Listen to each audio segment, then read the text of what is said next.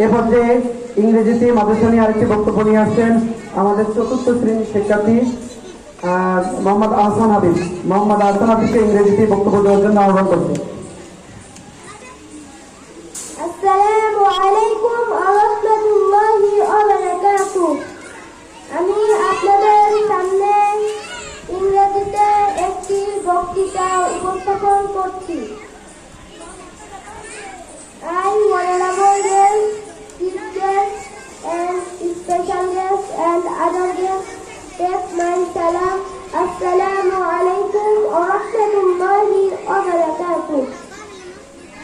My name is Ahsan Habib. My father name is Hasanuzzaman. He is a doctor. My mother name is Mista Khatun. She is a housewife. My madrasa name is Civil Language International Cadet Madrasa. It is very big and nice.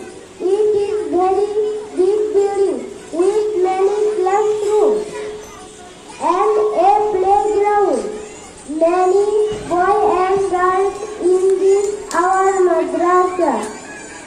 My madrasa headmaster is very helpful.